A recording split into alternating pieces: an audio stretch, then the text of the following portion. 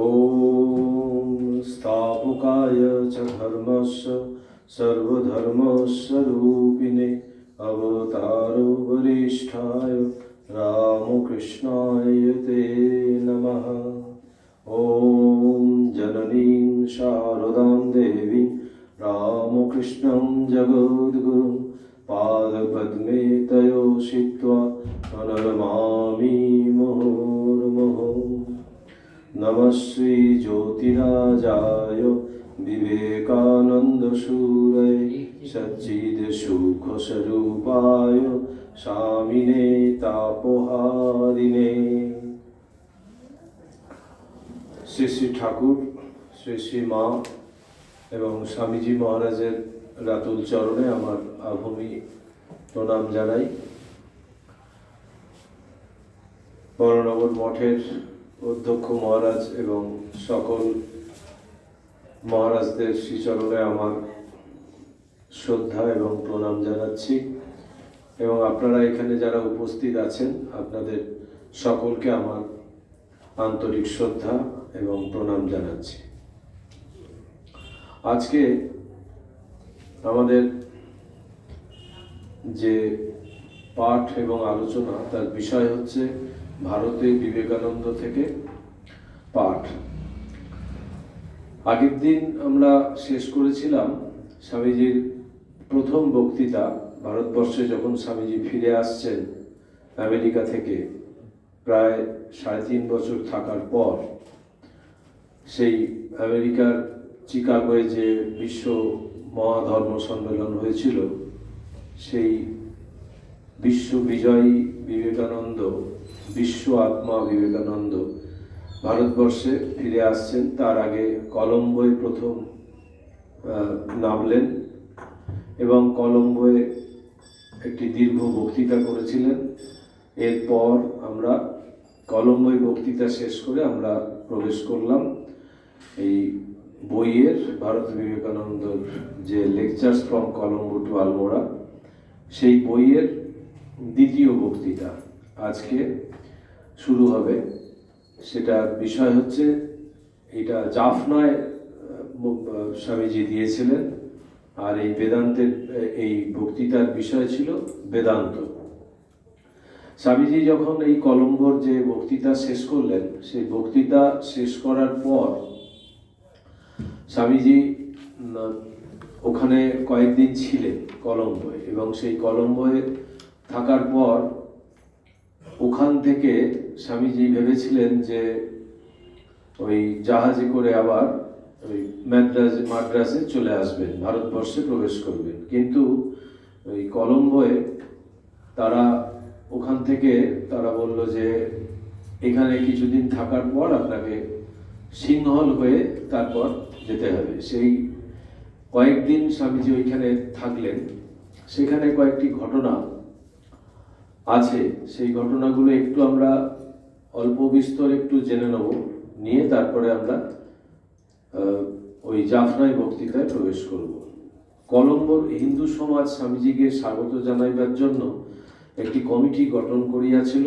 নেপেলসে 30 December জাহাজ ধরিয়া স্বামীজি যখন 15 জানুয়ারি 1897 কলম্বো বন্দরে পৌঁছিলেন, তখন তাহার অভিনন্দনের জন্য ওই কমিটির পক্ষ হইতে তাহার গুরুভ্রাতা স্বামী নিরঞ্জনানন্দ সিংহলের বহু গণ্যমান্য ব্যক্তির সহিত জাহাজ ঘাটে উপস্থিত ছিলেন।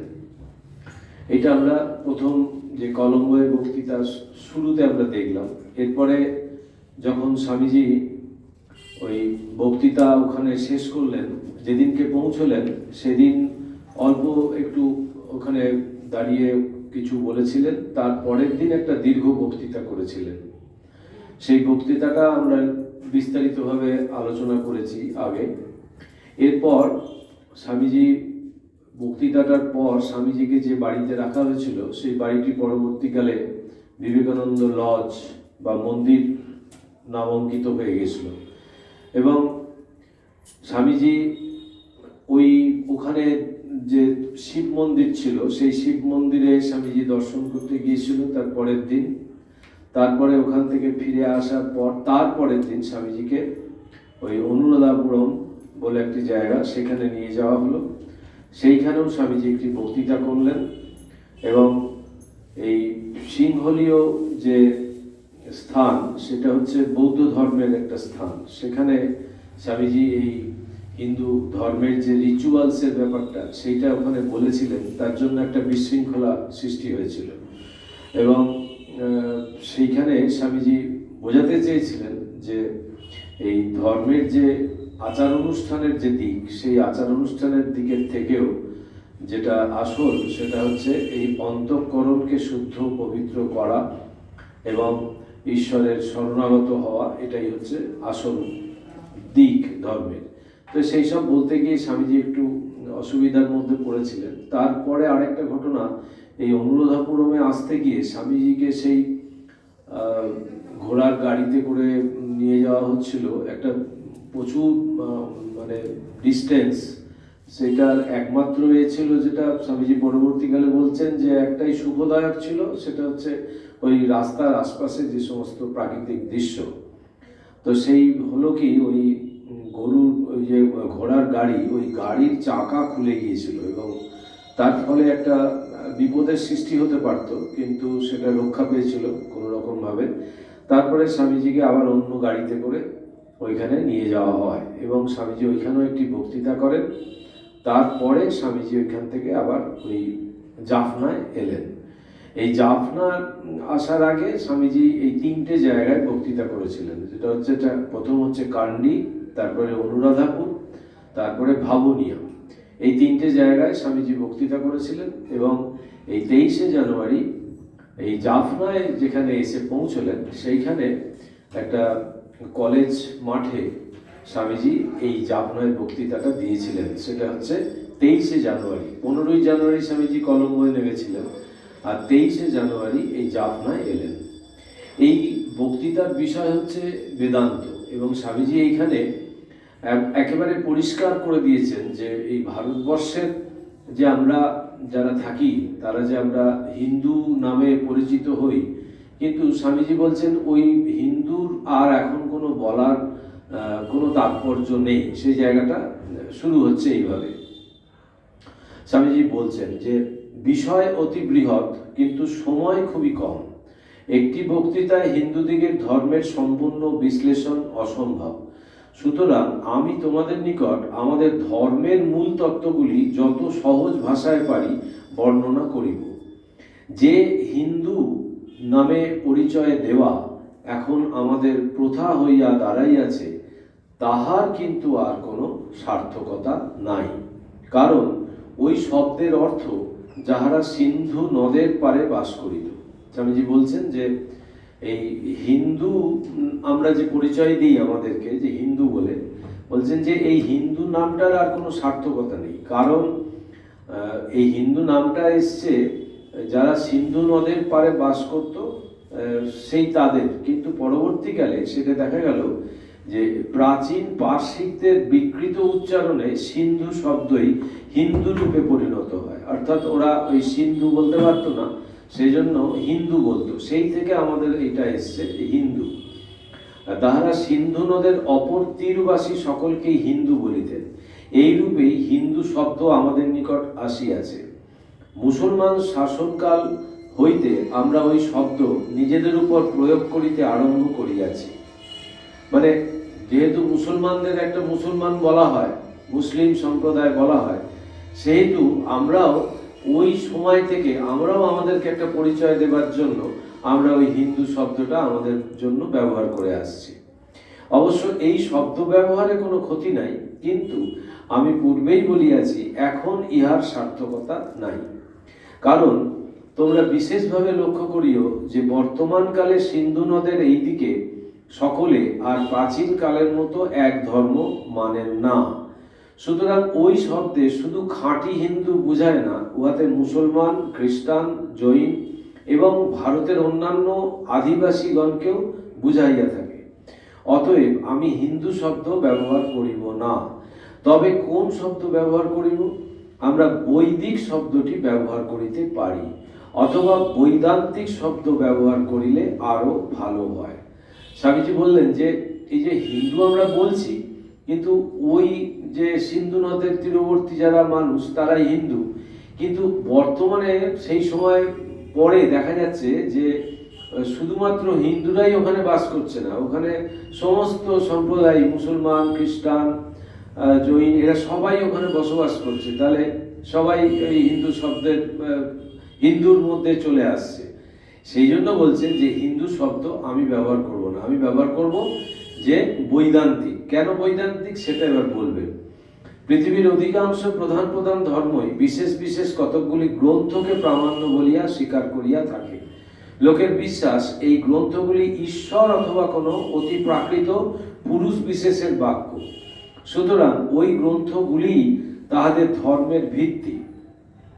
আধুনিক পাশ্চাত্য পণ্ডিতদের মতে ওই সকল গ্রন্থের মধ্যে হিন্দুদের বেদই প্রাচীনতম। অতএব বেদ সম্বন্ধে কিছু জানা আবশ্যক। এই আমরা যেটা দেখি পৃথিবীতে, যে এই যে মুসলমান, হিন্দু, খ্রিস্টান, এই যে সমস্ত সম্প্রদায়, এইগুলো যে যে ধর্মকে মানে সেটার মূল জায়গা হচ্ছে একটা মূল গ্রন্থ। সেই মূল গ্রন্থকে অবলম্বন করে এইটা পরম্পরাটা চলছে। তো সেই জন্য আমাদের যে মূল গ্রন্থ সেটা হচ্ছে বেদ। তো স্বামীজি ওই জন্য বলছেন যে এই বেদকে যারা মানে বা বেদ যাদের মূল ধর্মগ্রন্থ, সেটা তাদের নামকরণ এই রকম হওয়া উচিত। মানে বৈদান্তিক শব্দ বলছেন যদি ব্যবহার করা হয় তাহলে এটা ঠিক ঠিক বলা হবে। পৃথিবীর অধিকাংশ প্রধান প্রধান ধর্মই বিশেষ বিশেষ কতগুলি গ্রন্থকে প্রামাণ্য বলিয়া স্বীকার করিয়া থাকে। লোকের বিশ্বাস এই গ্রন্থগুলি ঈশ্বর অথবা কোনো অতিপ্রাকৃত পুরুষ বিশেষের বাক্য। এখানেও একটা হিন্দু ধর্মের একটা সুন্দর দিক, যে ওই গ্রন্থগুলি দেখা যাচ্ছে কেবলমাত্র বেদ ছাড়া সমস্তই কারুর না কারুর দ্বারা লিখিত হয়েছে। কেউ না কেউ এটার আবিষ্কারক, কিন্তু বেদের আবিষ্কারকের ব্যাপারটা একটু অন্যরকম। তখন এই বলছেন স্বামীজি যে বেদ নামক শব্দরাশি কোনো পুরুষের উক্তি নয়, উহার সন্তানিক এখনো নির্মিত হয় নাই, কখনো হইতেও পারে না। আর আমাদের হিন্দুদের মতে বেদ অনাদি অনন্ত। একটি বিশেষ কথা তোমাদের স্মরণ রাখা উচিত, পৃথিবীর অন্যান্য ধর্ম ব্যক্তিভাবাপন্ন ঈশ্বর অথবা ভগবানের দূত বা প্রেরিত পুরুষের বাণী বলিয়া তাহাদের শাস্ত্রের প্রামাণ্য দেখায়। যেমন খ্রিস্টান যীশু খ্রিস্টকে ওরা মানে যে এই যীশু খ্রিস্টের বাণী হচ্ছে বাইবেল, সেইভাবে ওরা বাইবেলকে ভক্তি শ্রদ্ধা করে। আবার মুসলমানদের কোরআন, এইরকম বুদ্ধদের ত্রিপিটক, এই যে একটা গ্রন্থ, সেই তাকে অবলম্বন করে তাদের ধর্ম। কিন্তু ভারতবর্ষের একটা এইখানে সৌন্দর্য যে কোনো পুরুষের দ্বারা এই বেদ কিন্তু রচিত হয়নি। এই বেদ বলছেন যে অনাদি অনন্ত। এটা কবে সৃষ্টি হয়েছিল, কে সৃষ্টি করেছিল, কিভাবে এসছে, এটা কেউ জানে না। কিন্তু এটা কি রকম ব্যাপার যে ওই ঋষি এইগুলো আবিষ্কার করেছে ভারতবর্ষের। হিন্দুরা কিন্তু বলেন বেদের অন্য কোনো প্রমাণ নাই, বেদ শত প্রমাণ। কারণ বেদ অনাদি অনন্ত, উহা ঈশ্বরের জ্ঞান রাশি। বেদ কখনো লিখিত হয় নাই, উহা কখনো সৃষ্ট হয় নাই, অনন্ত কাল ধরিয়া উহা রহিয়াছে। যেমন সৃষ্টি অনাদি অনন্ত, তেমনি ঈশ্বরের জ্ঞানও অনাদি অনন্ত। বেদ অর্থে এই ঐশ্বরিক জ্ঞান রাশি। বিদ ধাতুর অর্থ জ্ঞান, জানা। বেদান্ত নামক জ্ঞান রাশি ঋষিগণ কর্তৃক আবিষ্কৃত।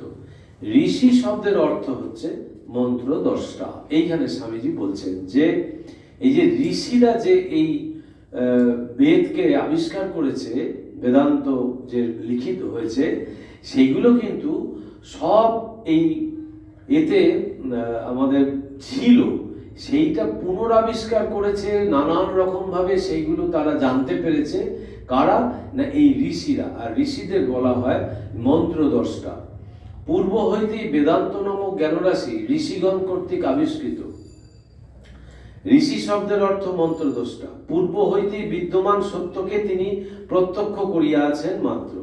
ওই জ্ঞান ও ভাবরাশি তাহার নিজের চিন্তা প্রসূত নয়। যখনই তোমরা শুনিবে বেদের অমুক অংশের ঋষি অমুক, তখন ভাবিও না যে তিনি উহা লিখিয়াছেন বা নিজের মন হইতে উহা সৃষ্টি করিয়াছেন।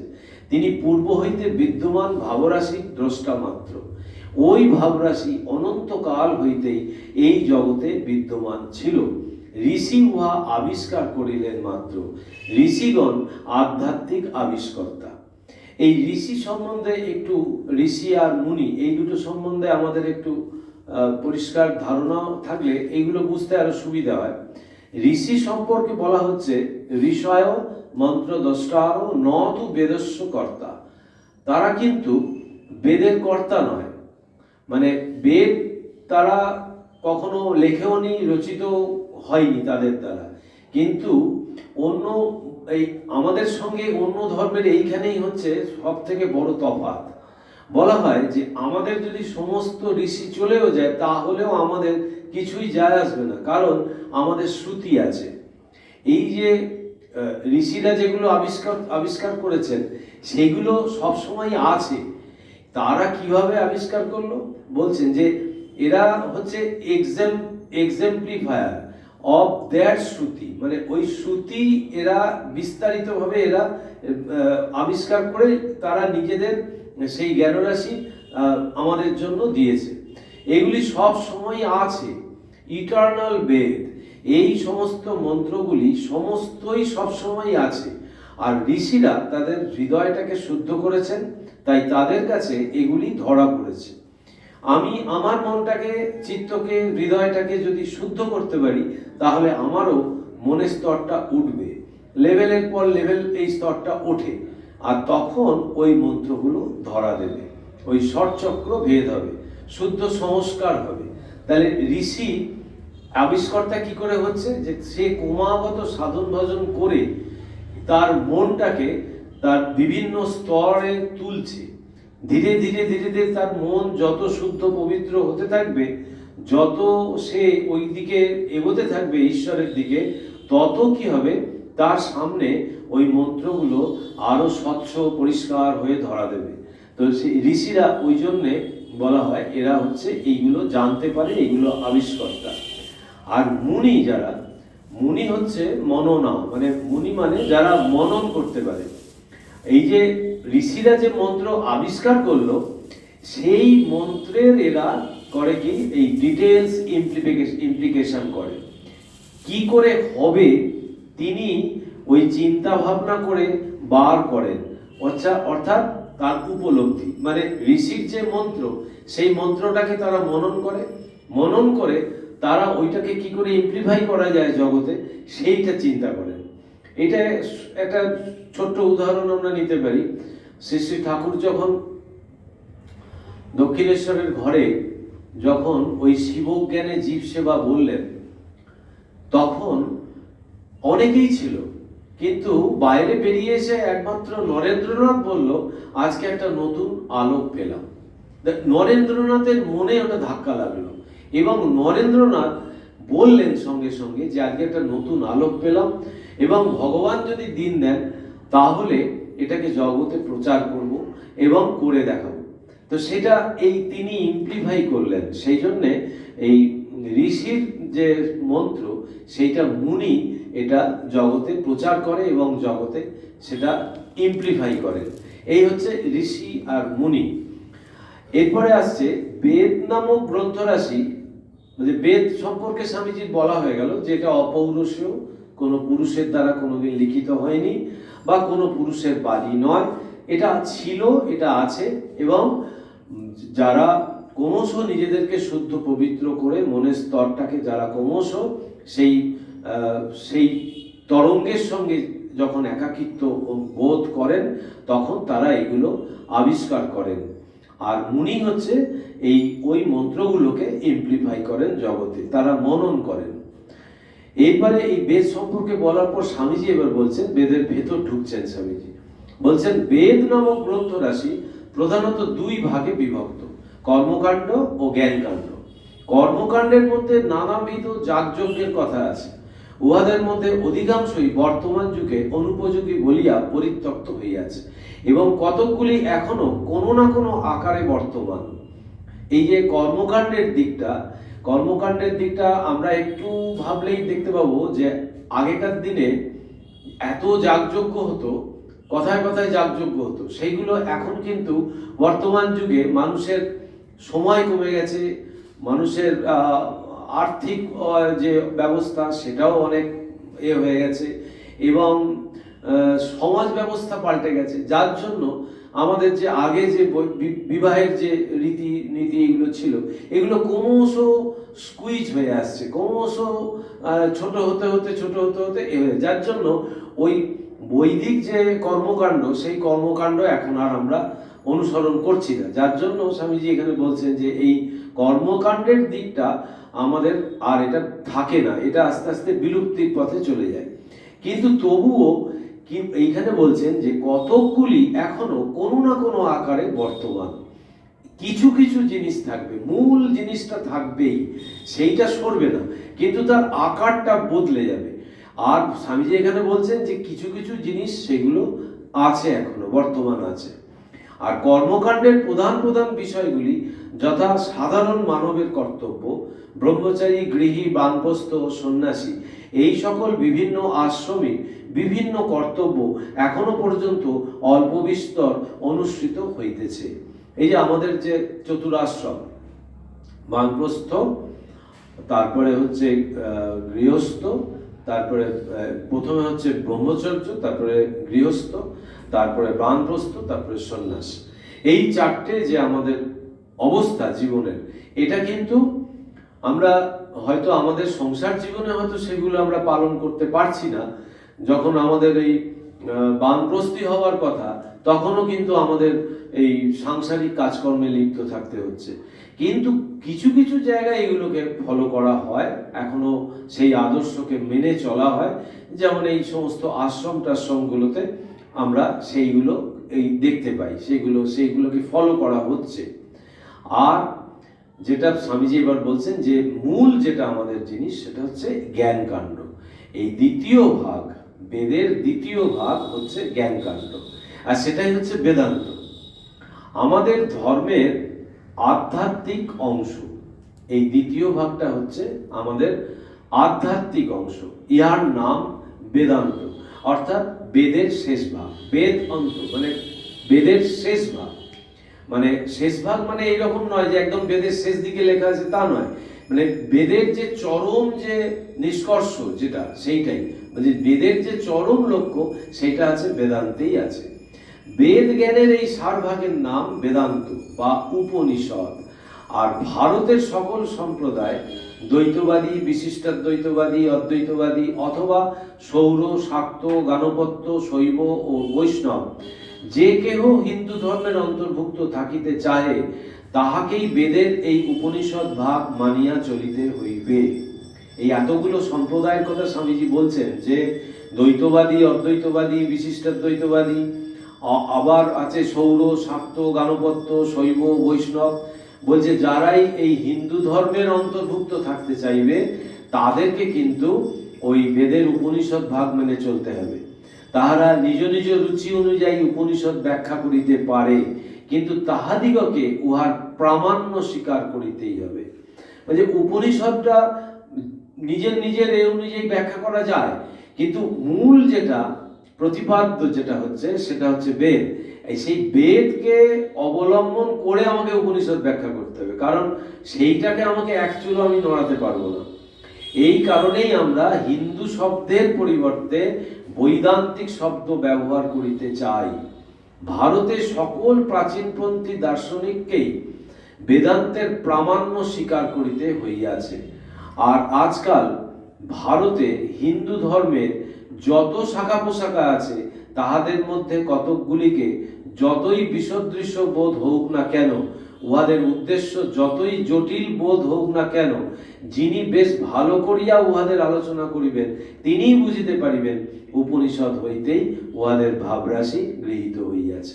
যেমন একটা উদাহরণ দেয়া যায়, যেটা হচ্ছে যে স্বামীজির যে এই যে 4টে যোগ স্বামীজি যে লিখলেন, এই কর্মযোগ, এই কর্মযোগ কিন্তু এই উপনিষদকে অবলম্বন করে স্বামীজি আমাদের দিয়েছেন।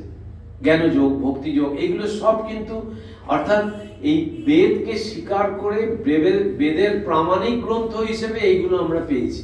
এইরকম বহু গ্রন্থ এইভাবে আমাদের কাছে এসছে, কিন্তু যেগুলো বেদকে মেনে হয়েছে, সেইগুলোই কিন্তু আমাদের কাছে গ্রহণযোগ্য, বাকিগুলো কিন্তু নয়। তাহলে তাদের নিজেদের মত সেখানে ঢুকে যাবে। ব্যাখ্যাটা তার নিজ হতে পারে, কিন্তু মূল জায়গাটা কিন্তু ওই উপনিষদ বা বেদ থেকে নিতে হবে।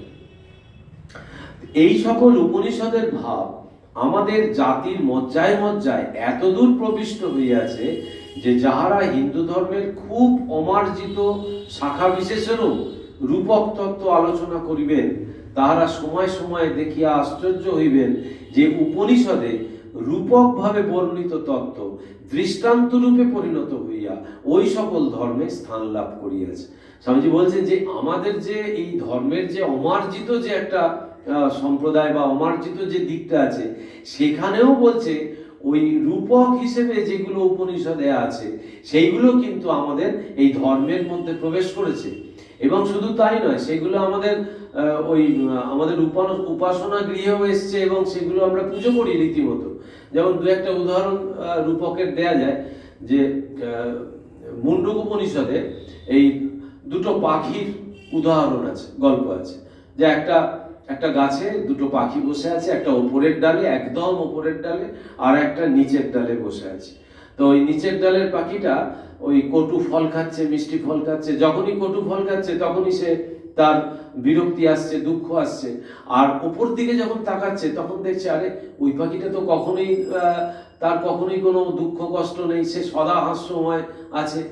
এই যে রূপকের গল্প, এবার এই নিচের পাখিটা ধীরে ধীরে উপরের পাখিটার দিকে এগোচ্ছে। এগোতে এগোতে যখন সে তার কাছে গেল তখন দেখলো যে পাখি দুটো নয়, ওই একটাই পাখি। তার মানে কি, এই যে জীবাত্মা আর পরমাত্মা, এই পরমাত্মার দিকে জীবাত্মা ক্রমশ তার দিকে দৃষ্টি থাকে, সে সাধন ভজন করতে থাকে, তাকে দেখে তাকে অনুসরণ করতে থাকে। ধীরে ধীরে এগোতে এগোতে এগোতে লাস্টে ওই পরমাত্মায় সে মিশে যায়। এই তখন দেখে যে দুটো নেই, একটাই আছে, দ্বৈত থেকে অদ্বৈতে আসা। এইটা আমাদের উপনিষদ দিয়েছে, মুন্ডক উপনিষদে এই গল্প আছে। এবার সেইটা আমরা আমাদের যে তত্ত্ব, মূল তত্ত্ব, পারমার্থিক যে দিক, সেইটাই আমরা ওইটাকে অবলম্বন করছি।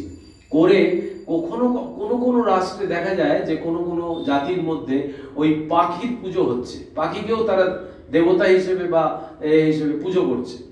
তারপরে এরকম আছে এই যে তরোয়াল, এই তরোয়াল একটা খাপের মধ্যে আছে, সেটাও উপনিষদ থেকে পেয়েছি আমরা। তো ওই খাপের ভেতর তরোয়াল, যেন ওই খাপটা যেন হচ্ছে ওই আমাদের শরীরটা, আর ওই ভেতরের তরোয়ালটা যেন হচ্ছে আমাদের যে সত্তা। এইটা দেখুন পাঞ্জাবিরা ওই তরোয়াল মানে কৃপান ওরা রাখবেই, এবং ওইটাকে ওরা পুজো করছে। তো এইভাবে এগুলো এসছে। এই যুগেও এরকম আছে, যে একটা গল্প আছে এরকম, যে ওই উপনিষদ থেকেই ওগুলোকে মানে আমরা পেয়েছি। সেটা হচ্ছে ওই যে মন্দিরে যে বিগ্রহ আছে, সেই বিগ্রহ পাথরের তৈরি। আবার যে মানে এটা একটা রূপক হিসেবে গল্পটা এসছে। আর এই যে মন্দিরের যে মেঝে, যে যার উপরে ওই দেবতাকে বসানো হয়েছে বা যার উপর দিয়ে ভক্ত মারিয়ে দেবতার কাছে যাচ্ছে, সেটাও সেই পাথর। তো ওই ওই যে যাকে মারিয়ে যাচ্ছে সেই পাথর একদিন বলছে যে এটা কি করে সম্ভব হলো যে তুমি আর আমি একই জায়গায় ছিলাম, একই পাথর, সেই একই পাথর থেকে কেটে কিছুটা হচ্ছে যে বিগ্রহ তৈরি হয়েছে আর কিছুটা ওই মেঝেতে পাতা হয়েছে। বলছে আমাকে মারিয়ে সবাই চলে যাচ্ছে আর তোমাকে সবাই পুজো করছে, এটা কি ব্যাপার? এইটা তখন দেখা যাচ্ছে যে কি বলছে, যে ওই যে দেবতা তৈরি হয়েছে তাকে অনেক কষ্ট স্বীকার করতে হয়েছে, তাকে ছেনি হাতুড়ি দিয়ে কেটে কেটে কেটে কেটে ওই দেবতা তৈরি হয়েছে। তার মানে তপস্যা করতে গেলেই কিছু দুঃখ কষ্ট স্বীকার করতে হবে, সেই দুঃখ কষ্ট যেচে নিতে হবে। তো সেই তপস্যা সাধন ভজন করলে তাহলে আমি ওই রকম হতে পারবো, তখন আমাকেও মানুষ পুজো করবে। আর এখানে না হলে আমি যদি ওই একভাবে পড়ে থাকি তাহলে আমার ওপর দিয়ে মারিয়েই যাবে। এই ধরনের একটা মানে বিভিন্ন ধরনের আমাদের রূপকের যে গল্প, সেইগুলো নিহিত যে অর্থ, এই অর্থগুলো খুব সাংঘাতিক। এই স্বামীজি ওই জন্য বলছেন যে এই রূপক তত্ত্ব খুব সুন্দর। আমরা কিন্তু এই রূপকগুলো বেশিরভাগ আমরা পেয়েছি কিন্তু আমাদের উপনিষদ থেকে। তারপরে বলছেন যে তাহারা সময় সময় দেখিয়া আশ্চর্য হইবেন যে উপনিষদের রূপকভাবে বর্ণিত তত্ত্ব দৃষ্টান্ত রূপে পরিণত হইয়া ওই সকল ধর্মে স্থান লাভ করিয়াছে। উপনিষদেরই সূক্ষ্ম আধ্যাত্মিক ও দার্শনিক রূপকগুলি আজকাল স্থূলভাবে পরিণত হইয়া আমাদের গৃহে পূজার বস্তু হইয়া রইয়াছে। ওই যেটা বললাম যে ওই উপনিষদেরই যে রূপকগুলো, ওই ওই রূপকগুলোই আবার আমাদের দেখা যাচ্ছে যে পুজোর ঘরে আমরা ওইগুলোকে আমরা পুজো করছি। অতএব আমাদের ব্যবহৃত ভিন্ন ভিন্ন প্রতীকগুলি সবই বেদান্ত হইতে আসিয়াছে। অর্থাৎ ওই যে তরবারির কথা বললাম, ওই যে পাখির কথা বললাম, এইগুলো যেন সব এক একটা হচ্ছে ওই মানে রূপকের আড়ালে যেন এক একটা প্রতীক, সেই প্রতীক উপাসনার একটা দিক আছে। আমরা যেন সেইগুলো এখন ওইগুলোকে প্রতীক হিসেবে নিয়ে আমরা উপাসনা করছি। যেমন এই যে যীশু খ্রিস্টের যে ক্রস, সেই ক্রস তাদের কাছে অতি পবিত্র। সেই ক্রসের ওপর যীশু খ্রিস্টকে হত্যা করা হয়েছিল, ক্রুশবিদ্ধ করা হয়েছিল। তো সেই ক্রসকে তারা পুজো করছে। তো সেই ক্রস তাদের কাছে একটা বিশেষ একটা জিনিস, যেটা একেবারে তাদের শ্রদ্ধার জায়গা, এবং তারা সবসময় সেটাকে একটা বিশেষ জায়গায় স্থান দিয়েছে। তো এই রকম ভাবে আমাদের উপনিষদ থেকে আমরা এই সব জিনিসগুলো পেয়েছি। ক্রমশ ওই ভাবগুলি জাতির মর্মস্থলে প্রবেশ করিয়া পরিশেষে প্রতীক রূপে প্রাত্যহিক জীবনের অঙ্গীভূত হইয়া গিয়াছে। এটাই হয়েছে এখন, যে ওইগুলো সব প্রাত্যহিক জীবনে আমাদের চলে এসছে। বেদান্তের পরই স্মৃতির প্রামাণ্য।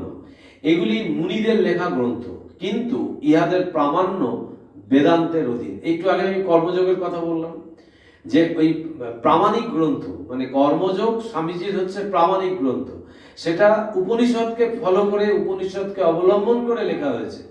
যার জন্য এই বলছে যে এই বেদান্তের যে আমরা যে উপনিষদ পেলাম, এই উপনিষদের পরেই হচ্ছে স্মৃতির প্রামাণ্য। মানে আমাদের হচ্ছে শাস্ত্রের হচ্ছে তিনটে পিলার, একটা হচ্ছে শ্রুতি, একটা হচ্ছে স্মৃতি, আর একটা হচ্ছে ন্যায়। এই শ্রুতি যেটা, সেটা হচ্ছে আমরা এই উপনিষদগুলোকে আমরা বলছি শ্রুতি, যেটা ওই ছিল ঋষিরা আবিষ্কার করেছে, অপৌরুষেয় যেটাকে বলা হচ্ছে। আর স্মৃতি যেমন আমরা বলি, গীতাকে আমরা বলি স্মৃতি। এইগুলো ওই ভগবানের মুখনিসৃত বাণী। এটা এই বিশেষ আধিকারিক পুরুষ যারা যুগে যুগে যারা এসছে, এগুলো তাদের কাছ থেকে আমরা পেয়েছি। তো বেদান্তের পরেই বলছে এই স্মৃতি, আর তারপরে হচ্ছে আমাদের ওই ন্যায় মানে ওই তর্ক এবং করে ওই ব্রহ্মসূত্রকে বলা হয় ন্যায়শাস্ত্র।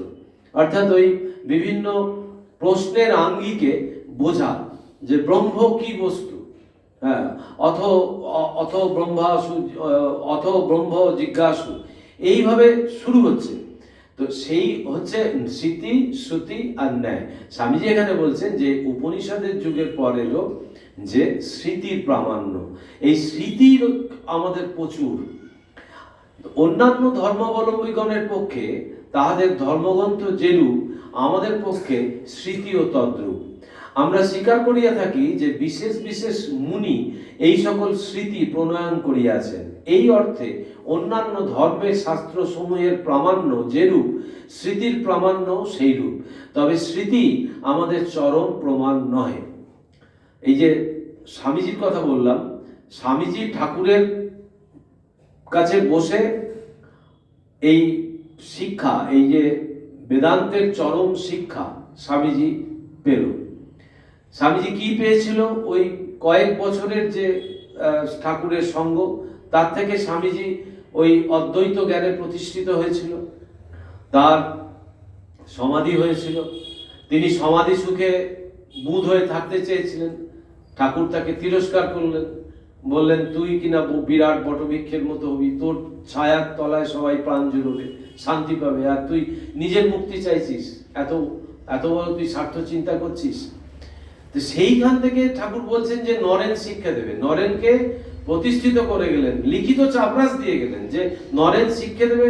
মুখে বললেন না, লিখে দিলেন। এই লিখিত চাপরাসের ফলে স্বামীজি আমাদের হয়ে গেলেন জগৎ আচার্য। তো সেই আচার্য স্বামীজি নিজেই বলছেন তার পায়ের নিচে বসে আমি শিক্ষা করেছি। এবার কি শিক্ষা করেছেন? ওই যে তত্ত্ব, শিব জীব তত্ত্ব, বললো না রে, ওই জীবে দয়া নয়, জীবে সেবা। এই এক। 2 নম্বর, ঠাকুর একদিন শোনালেন যে ওই মাটির প্রতিমায় পূজা হয় আর জ্যান্ত মানুষে হয় না, এই তত্ত্ব। এই মানে ঋষি বাক্যগুলো স্বামীজির ভেতরে আসছে। ওখানে অনেকে বসে আছে, কারুর মনের ওগুলো লাগছে না, কিন্তু স্বামীজির লাগছে। তারপরে ঠাকুর বললেন যে চোখ বুঝলে তিনি আছেন আর চোখ খুললে তিনি নাই। এই চরম যে বেদান্তের তত্ত্বগুলো স্বামীজিকে ঠাকুর দিয়েছেন। এইভাবে স্বামীজি হলেন কি হলো, স্বামীজি করে দেখালেন।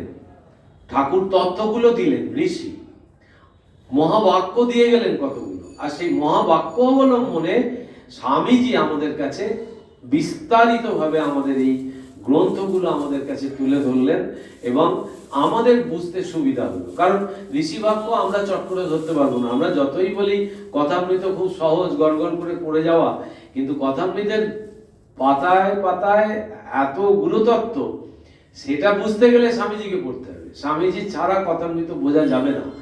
তো সেই জন্য এই স্বামীজির এই মুনির যে কাজ, পরবর্তীকালে স্বামীজি ঋষি হয়ে গেলেন, কিন্তু মুনির যে কাজ স্বামীজি সেইগুলো মানে হাউ টু ইমপ্লিফাই, ওই যে মহাবাক্য কিভাবে ওগুলোকে ইমপ্লিফাই করা যায়, স্বামীজি সেটা করে দেখালেন।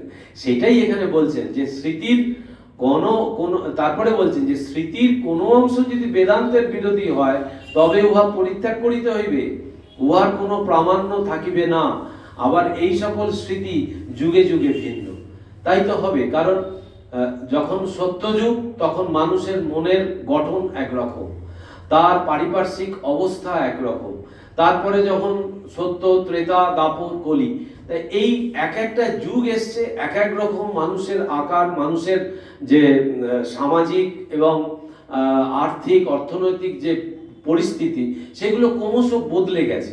এই বদলানোর সঙ্গে সঙ্গে আমাদের স্মৃতিগুলো আমাদের ধীরে ধীরে বদলেছে এবং সেই অনুযায়ী আমরা সমস্ত জিনিসগুলো পেয়ে আসছি।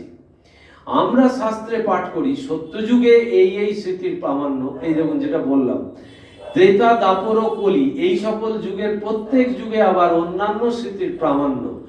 দেশকাল প্রান্তের পরিবর্তন অনুসারে আচার প্রভৃতির পরিবর্তন হইয়াছে। আর স্মৃতি প্রধানত এই আচারের নিয়ামক বলিয়া সময় সময় উহাদেরও পরিবর্তন করিতে হইয়াছে। আমি এই বিষয়টি তোমাদিগকে বিশেষভাবে স্মরণ রাখিতে বলি। বেদান্তে ধর্মের যে মূল তত্ত্বগুলি ব্যাখ্যাত হইয়াছে সেগুলি অপরিবর্তনীয়। কেন? কারণ মানুষ ও প্রকৃতির মধ্যে যে অপরিবর্তনীয় তত্ত্বসমূহ রইয়াছে সেগুলি ওই মূল তত্ত্বগুলির উপর প্রতিষ্ঠিত। ওইগুলির কখনো পরিবর্তন হইতে পারে না। আত্মা, স্বর্গগমন প্রভৃতির ভাব কখনো পরিবর্তিত হইতে পারে না। আত্মা মানে ব্রহ্ম বা আত্মা, আমরা যাই বলি না কেন, সেই আত্মা হচ্ছেন একটা কি, একটা চিরন্তন সত্তা, যেটাকে বলা হয় সৎ। বলা হয় আত্মার যে ব্যাখ্যা করা হয় যে সৎ চিৎ আনন্দ, অর্থাৎ বলা হয় সচ্চিদানন্দ। এক কথায় বলা হয় সৎ মানে হচ্ছে যেটা আছে, যেটা সব সময় ধ্রুব, কনস্ট্যান্ট। তারপরে বলছে চিৎ, চিৎ মানে জ্ঞান, বলছে সেই স্বরূপটা কেমন, এক হচ্ছে সৎ।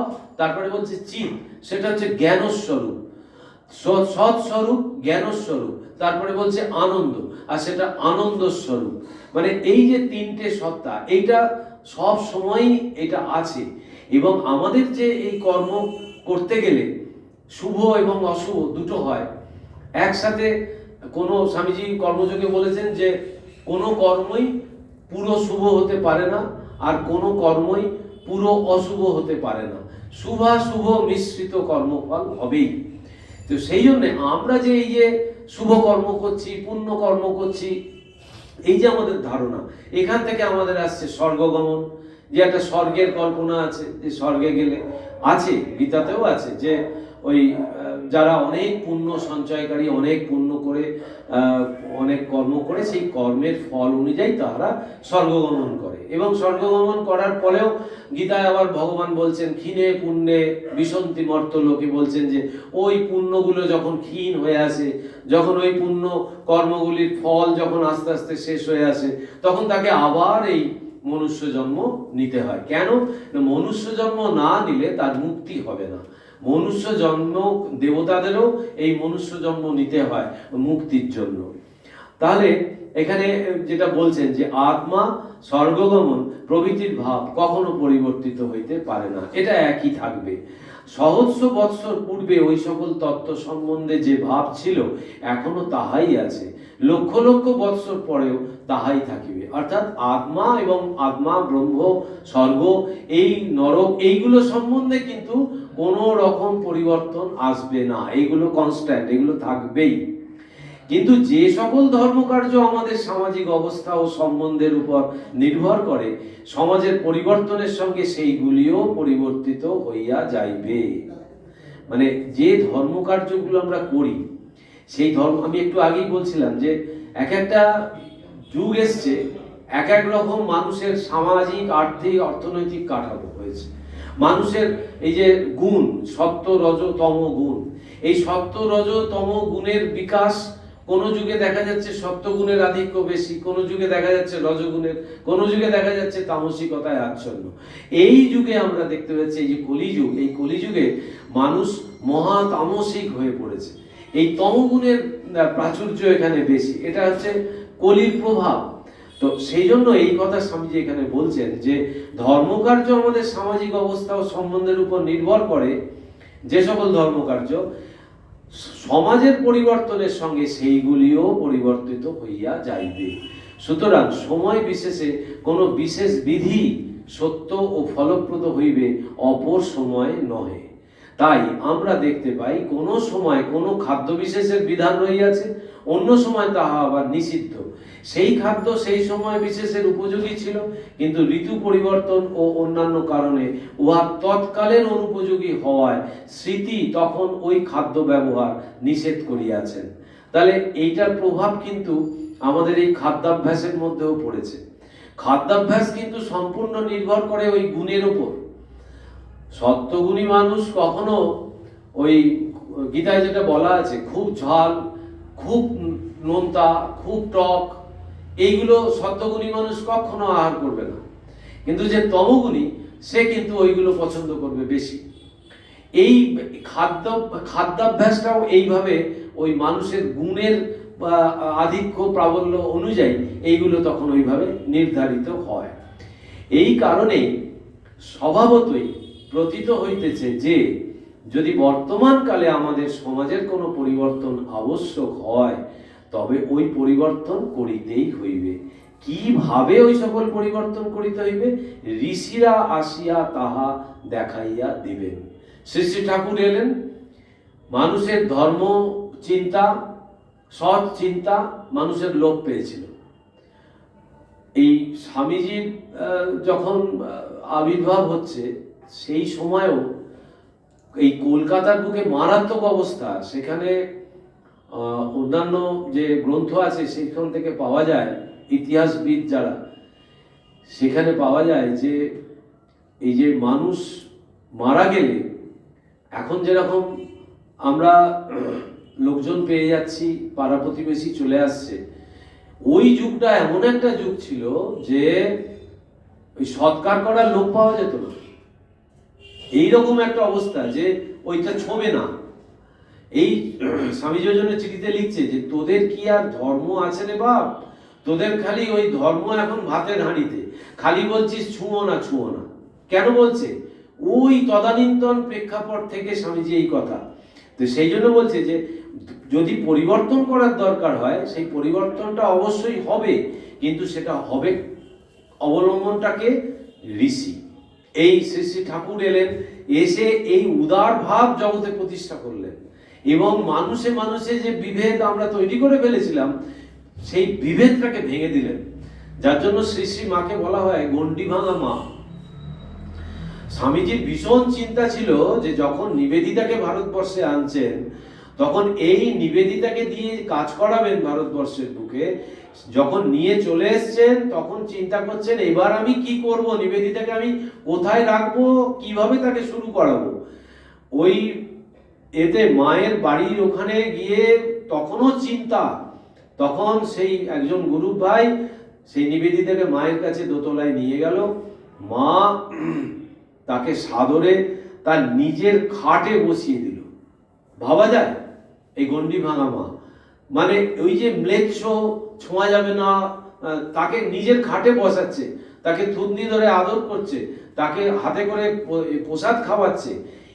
এরা করেছে কি, এরাই যুগ পরিবর্তন করছে। এরা ওই যে তখনকার যে ভাব, তখনকার যে ধারণা, যে কারণে মানুষ ভীষণ কষ্টে দুঃখে এবং অনাচারে অনাহারে দিন কাটাচ্ছে, কারণ কিন্তু তারা নিজেরাই। তো সেই জায়গাগুলোকে পরিবর্তন করার জন্য এদেরকে আসতে হয়, বারে বারে আসতে হয়। আমাদের ধর্মের মূল সত্যগুলি বিন্দুমাত্র পরিবর্তিত হইবে না, ওইগুলি সমভাবে থাকিবে।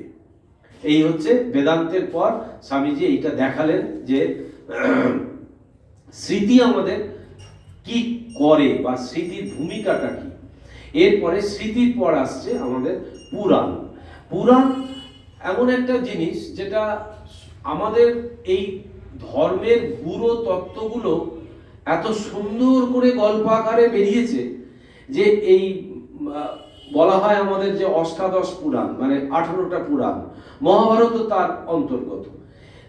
এই দেখুন, মহাভারত যদি আমরা দেখি, ভালো করে যদি আমরা পড়ি, তাহলে দেখব যে মহাভারতে যে যে ঘটনাগুলো ঘটেছে সেগুলো কিন্তু আজও আমাদের সংসার জীবনে, সমাজ জীবনে সেগুলো কিন্তু খুব প্রকট। এই যে ভাই ভাই যে যুদ্ধ, এই যে পাণ্ডব আর কুরুর মধ্যে যে যুদ্ধ, সেইটা কিন্তু আজও ভাই ভাই সেই লড়াই লেগেই আছে। তাহলে এই আমাদের পুরাণ আমাদেরকে ধর্মের গুরু তত্ত্বগুলো সুন্দর করে আমাদের সামনে উপস্থাপিত করেছেন গল্পাকারে। এই আমাদের যে বেদব্যাস যে মহাভারত রচনা করলেন, করার পরে 18টা পুরাণ তার যখন রচিত হয়ে গেল, তখন কিন্তু বেদব্যাস একটা সময় দেখলো যে এই পুরাণটাও সমগ্র মানুষ পড়ে নিয়ে জীবনে কাজে লাগাতে পারছে না। তখন একদিন বিমর্ষ হয়ে নদীর তীরে বসে আছে, এই ভাগবত রচনার প্রেক্ষাপট বলছি আর কি, নদীর তীরে বসে আছে বিমর্ষ হয়ে। তখন এই নারদ মুনি সেখানে এলেন, এসে বললেন তুমি এরকম, তোমাকে বিমর্ষ লাগছে কেন? তখন বলছেন যে আমি এত বেদকে 4টে ভাগ করলাম, ঋক সাম যজু অথর্ব, আবার এই মহাভারত রচনা করলাম, সেখানে গীতা আছে, আবার অষ্টাদশ পুরাণ আমার দ্বারা হয়ে গেল। এখনো দেখছি মানুষ কিন্তু এখনো সেই জায়গায় আসেনি, এগুলোকে নিতে পারছে না, জীবনে প্রয়োগ করতে পারছে না। তখন নারদ মুনি তাকে বললেন যে তুমি সব করেছো, কিন্তু ভগবানের জীবন বৃত্তান্তটা তুমি এখনো লেখনি। তখন এই ভাগবত লেখা হলো, যে ভাগবত ওই ভগবানের জীবন কাহিনী, এবং সেটা রাজা পরীক্ষিত কে শোনানো হয়েছিল। তার যখন তিনি যখন সাপগ্রস্ত হলেন, ওই মৃগয়া করতে গিয়ে ওই মুনির গলায় মরা সাপ দিয়েছিলেন, তখন ওই মুনি তাকে সাপ দিয়েছিল যে তোমার 7 দিন এর মধ্যে মৃত্যু হবে। তো ওইখান থেকে ওই পরীক্ষিত যখন জিজ্ঞেস করছেন যে এখন আমার কি কর্তব্য, তখন তাকে ওই ব্যাসদেবের পুত্র সুখদেব তখন তাকে বলছে যে তোমাকে এখন ভাগবত শুনতে হবে। তো সেই সুখদেব ওই ভাগবত পাঠ করে শোনাচ্ছে নদীর তীরে বসে, আর সমস্ত ঋষি মুনি সেখানে জড়ো হয়েছে। তো সেই 7 দিন পরে যার মৃত্যু, আমরা তো কবে মৃত্যু হবে আমরা জানি না, কিন্তু আমরা দিব্যি জানি যে ও এখনো অনেক দিন বাঁচবো, যা খুশি তাই করে নি, এরকম আমাদের মনোভাব। কিন্তু এইখানে এই ভাগবত দেখাচ্ছে যে মৃত্যু যখন খুশি যে কোনো মুহূর্তে আসতে পারে। অতএব এই যে মূল যে লক্ষ্য বা যে আদর্শ, এইটার কাছে আমাকে যত তাড়াতাড়ি পারা যায় পৌঁছতে হবে। তো সেই হচ্ছে এই পুরাণ। তো বৈদিক ধর্ম সর্বসাধারণে প্রচার করবার জন্য পুরাণ লিখিত হয়। বেদ যে ভাষায় লিখিত তাহা অতি প্রাচীন, অতি অল্প সংখ্যক পণ্ডিতই ওই গ্রন্থের সময় নিরূপণে সমর্থ। পুরাণ সমসাময়িক লোকের ভাষায় লিখিত, উহাকে আধুনিক সংস্কৃত বলা যায়। ওইগুলি পণ্ডিতদের জন্য নয়, সাধারণ লোকের জন্য। কারণ সাধারণ লোক দার্শনিক তত্ত্ব বুঝিতে অক্ষম। তাহাদিগকে ওই সকল তত্ত্ব বুঝাইবার জন্য স্থূলভাবে সাধু, রাজা ও মহাপুরুষগণের জীবনচরিত এবং ওই জাতির মধ্যে যে সকল ঘটনা সংঘটিত হইয়াছিল সেগুলির মধ্য দিয়া শিক্ষা দেওয়া হইত। মুনিরা যে কোনো বিষয় পাইয়াছেন তাহাই গ্রহণ করিয়াছেন, কিন্তু প্রত্যেকটি ধর্মের নিত্য সত্য বুঝাইবার জন্য ব্যবহৃত হইয়াছে।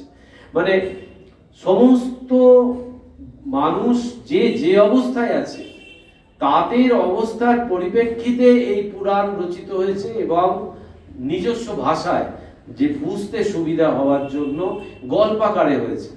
কিন্তু সেইগুলোই হচ্ছে আমাদের মূল অবলম্বন। আর সেইগুলোকে আমরা যদি একটু, যেমন বেদান্ত উপনিষদ পড়তে গেলে আমাদের খুব কষ্ট, মানে উপনিষদ বা এই ব্রহ্মসূত্র এগুলো খুব কঠিন, এগুলো হচ্ছে গুরুমুখী বিদ্যা। এগুলো কোনো গুরুর কাছ থেকে যদি না আমরা শুনি বা বুঝি তাহলে আমরা কিচ্ছু বুঝতে পারবো না। কিন্তু পুরাণ এত সুন্দর গল্পাকারে লিখিত হয়েছে যেটা বেদান্তকে অবলম্বন করে হয়েছে, যার জন্য এগুলো মানুষের পক্ষে সুবিধাজনক, সেই জন্য পুরাণ। আর পুরাণের পরের যে যুগটা সেটা হলো তন্ত্র। এইগুলি কতক কতক বিষয় প্রায় পুরাণের মতো এবং তাহাদের মধ্যে কতকগুলিতে কর্মকাণ্ডের অন্তর্গত প্রাচীন যাগযজ্ঞকে পুনঃপ্রতিষ্ঠিত করিবার চেষ্টা করা হইয়াছে। এটা মূলত এই যাগযজ্ঞ পূজা এইগুলোকে অবলম্বন করে এই তন্ত্র হয়েছে। এইগুলি সবই হিন্দুদের শাস্ত্র। যে জাতির মধ্যে এত অধিক সংখ্যক ধর্মশাস্ত্র বিদ্যমান এবং যে জাতি অগণিত বর্ষ ধরিয়া দর্শন ও ধর্মের চিন্তা তাহার শক্তি নিয়োজিত করিয়াছে, সেই জাতির মধ্যে এত অধিক সম্প্রদায়ের আবির্ভাব অতি স্বাভাবিক। আরো সহস্র সহস্র সম্প্রদায়ের অভ্যুদয় কেন হইল না, ইহাই আশ্চর্যের বিষয়। কোন কোন বিষয়ে এই সকল সম্প্রদায়ের মধ্যে অতিশয় পার্থক্য বিদ্যমান। সম্প্রদায়গুলির এই সকল খুঁটিনাটির বিভিন্নতা বুঝিবার সময় এখন আমাদের নাই। সুতরাং যে সকল মতে, যে সকল তত্ত্বে হিন্দু মাত্রেরই বিশ্বাস থাকা আবশ্যক, সম্প্রদায় সমূহের সেই সাধারণ তত্ত্বগুলি সম্বন্ধে আমরা আলোচনা করিব। স্বামীজি এখানে এবার এলেন যে তন্ত্রের পরেই বলছেন স্বামীজি যে আমাদের এত ধর্মশাস্ত্র, আমাদের সম্প্রদায়ও অনেক, কিন্তু স্বামীজি বলছেন সেটাও যথেষ্ট নয়, আরো সম্প্রদায় কেন হলো না। স্বামীজি একটা জায়গায় এই রামকৃষ্ণ মিশন প্রতিষ্ঠা করার পরেই স্বামীজি বলেছিলেন যে আমাদের এই রামকৃষ্ণ মিশন এমন একটা সম্প্রদায় হবে, সেটা অসাম্প্রদায়িক সম্প্রদায়। সম্প্রদায়ে কোনো আপত্তি নেই, কিন্তু সেখানে সাম্প্রদায়িকতা যেন না থাকে। মানে আমারটা বড়, তোমারটা ছোট, এই যে মনোভাব, এই মনোভাবটা যেন না আসে। কিন্তু অচিরে কিন্তু আমাদের এইগুলোই বেশি করে কাজ করছে। যে আমাদের ঠাকুর বলে গেছে যে বিদ্বেষ ভাব ভালো নয়, যে অপরকে, অপর ধর্মমতকে বা অপর আশ্রমকে নিন্দা করা ভালো নয়। কিন্তু এই উদার ভাব তিনি জগতে প্রতিষ্ঠা করে গেছেন। কিন্তু এটা ধীরে ধীরে হবে। কিন্তু আমাদের সম্প্রদায়গুলো এমন হতে হবে যে তার মধ্যে যেন কোনো সাম্প্রদায়িকতা না থাকে, যেন উভয়ের পরিপূরক হিসেবে কাজ করে এবং একটা ভালোবাসার যেন একটা বন্ধন থাকে। তারপরে এবারে আসছে স্বামীজি যে সৃষ্টি তত্ত্ব। হিন্দুদের সকল সম্প্রদায়েরই মত এই সৃষ্টি, এই প্রকৃতি, এই মায়া অনাদি অনন্ত। জগৎ কোনো বিশেষ দিনে সৃষ্ট হয় নাই। একজন ঈশ্বর আসিয়া এই জগৎ সৃষ্টি করিলেন, তারপর তিনি ঘুমাইতেছেন, ইহা হইতে পারে না। সৃষ্টিকারিণী শক্তি এখনো বর্তমান। ঈশ্বর অনন্তকাল ধরিয়া সৃষ্টি করিতেছেন, তিনি কখনোই বিশ্রাম করেন না। গীতায় শ্রীকৃষ্ণ বলিতেছেন, যদি হহং ন বর্তেয়ং জাতু কর্মণ্য তন্দ্রিত উপহন্না মিমা প্রজা। মানে সংক্ষেপে দিয়ে দিয়েছেন, বলছেন যে যদি আমি ক্ষণকাল কর্ম না করি তবে জগৎ ধ্বংস হইয়া যাইবে। এখানে এই সৃষ্টি তত্ত্বের মূলে স্বামীজি যেটা বলতে চাইছেন যে এই সৃষ্টি হচ্ছে অনাদি অনন্ত। কবে থেকে এটা সৃষ্টি হলো আর কিভাবে হলো এইটা আমাদের জানার অতীত। আর আমি যদি এখন আমাকে জানতে যাই যে আচ্ছা আমি অজ্ঞানতার জন্য আমার জ্ঞানটা ঢাকা পড়ে আছে, আমার জ্ঞানটা বিকশিত হচ্ছে না। তাহলে এখন প্রশ্ন আসবে, তাহলে এই অজ্ঞান কবে থেকে এলো? এই প্রশ্নের মীমাংসা হবে না। কেন না, কবে থেকে সৃষ্টি যেহেতু অনাদি অনন্ত, আমিও তো সেই অনাদি অনন্ত। তাহলে আমার কবে এই অজ্ঞানের আবরণে আমার জ্ঞানটা ঢাকা পড়লো, অর্থাৎ আমার আত্মাটা যে এই যে সৃষ্টি, এই যে জগৎ মায়া, এই যে ভ্রম, এই ভ্রমে আমরা যে আটকে গেলাম, এটা কবে থেকে হলো এটা কেউ বলতে পারে না। অজ্ঞান আছে, জ্ঞান আনলে চলে যাবে, অন্ধকার আছে, আলো আনলে অন্ধকার চলে যাবে, এই হচ্ছে তত্ত্ব। তো সেই জন্য স্বামীজি বলছেন যে এই ভগবান যেটা সৃষ্টি করেছেন, তিনি তার ভেতরেই অনুসৃত হয়ে আছেন। এই যে জগৎ কারণ যে শক্তি এই জগৎকে চালাচ্ছে, সেই শক্তি হচ্ছে সৃষ্টি করেছে, আর সেই শক্তি এর মধ্যেই অনুসৃত হয়ে আছে। কারণ আমরা যে চলাফেরা করছি, কথা বলছি, হাঁটাচলা করছি, এগুলো সবই কিন্তু তার জন্যই। তিনি যদি, ভগবান ওই জন্য বলছেন যে আমি যদি কর্ম না করি, ক্ষণকাল যদি কর্ম না করি, তাহলে বলছে এই জগৎ ধ্বংস হয়ে যাবে। অর্থাৎ তিনি তো আমার ভেতরে থেকে এই লীলাটা তিনি করছেন। তাহলে তার মানে কর্ম না করার কোনো সুযোগ নেই। তো সেই জন্যে যিনি সৃষ্টি করেছেন, সৃষ্টিকর্তা, তিনি এর ভেতরে অনুসৃত হয়ে আছেন, আমরা বুঝতে পারছি না আমাদের অজ্ঞানতার জন্য। আচ্ছা, টাইম হয়ে গেছে না? তাহলে আজকে এই পর্যন্ত থাক। ওম শান্তি শান্তি শান্তি। হরি ওম তৎসৎ। শ্রী রামকৃষ্ণার্পণমস্তু।